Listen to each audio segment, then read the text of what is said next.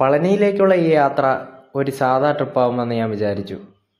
പക്ഷേ എനിക്കിതങ്ങനെ ആയിരുന്നില്ല. ഹായ് ഗൈസ്, ഇതായപ്പോൾ ടൈം 5:40.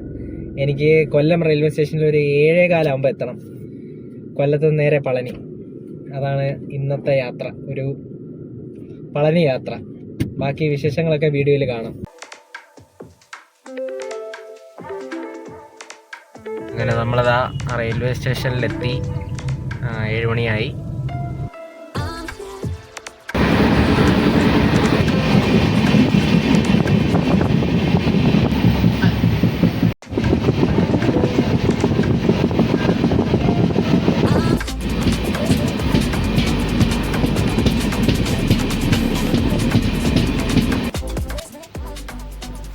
ഗൈസ്, ആലപ്പുഴയൊക്കെ കഴിഞ്ഞപ്പോൾ നല്ല രീതിയിൽ മഴ പെയ്തു തുടങ്ങി.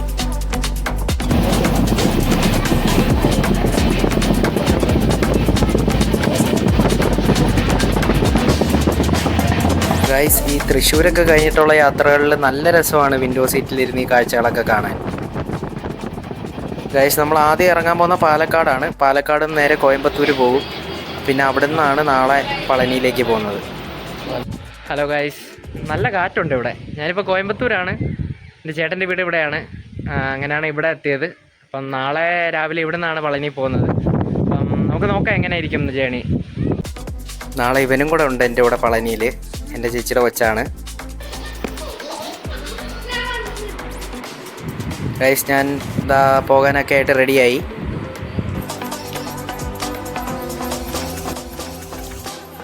പളനിയിലേക്ക് പോകുന്ന ഹൈവേ ഒക്കെ പിന്നെ പറയേണ്ട കാര്യമില്ലല്ലോ, ഭയങ്കര അടിപൊളിയാണ്.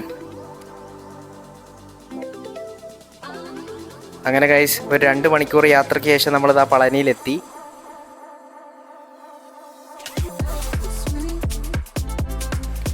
ഗൈസ്, മോൻ്റെ മുടിയൊക്കെ അവിടെ കൊടുത്തു. അവൻ ആദ്യം നല്ല കരച്ചിലായിരുന്നു, പിന്നെ അങ്ങ് റെഡിയായി.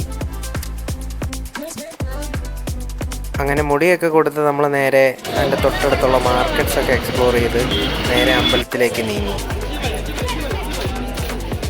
ഗൈസ്, തൊഴുതിട്ട് വന്നപ്പോൾ നല്ലൊരു ഫീലിംഗ് ആണ് കിട്ടുന്നത്. അങ്ങോട്ടൊന്നും ഫോൺ കൊണ്ടുപോകാൻ പറ്റിയില്ല. ഞാൻ നിങ്ങൾക്ക് ജസ്റ്റ് ഒന്ന് മാർക്കറ്റ്സ് കാണിച്ചു തരാം ഇവിടുത്തെ.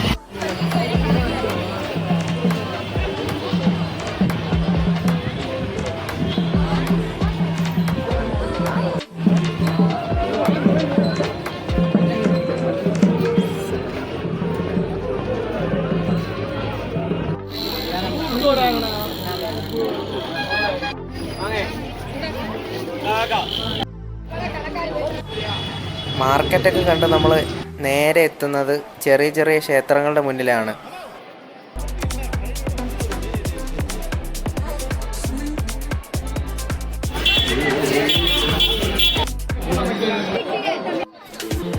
ഏകദേശം ഈ ഒരു പോയിന്റ് വരെയാണ് നമുക്ക് മൊബൈൽ ഫോണൊക്കെ കൊണ്ട് കയറാവുന്നത്.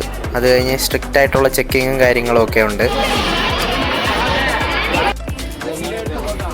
ഏതൊരു സ്ഥലത്ത് ചെന്നാലും മസ്റ്റായിട്ട് നമ്മൾ ട്രൈ ചെയ്യേണ്ടത് അവിടുത്തെ ചായയാണ്.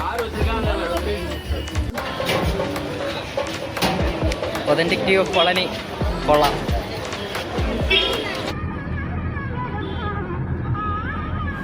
അങ്ങനെ അമ്പലത്തിൽ നിന്നൊക്കെ ഇറങ്ങി നമ്മൾ നേരെ കോയമ്പത്തൂരേക്ക് വിട്ടു. അവിടെ നിന്ന് നേരെ കൊല്ലം.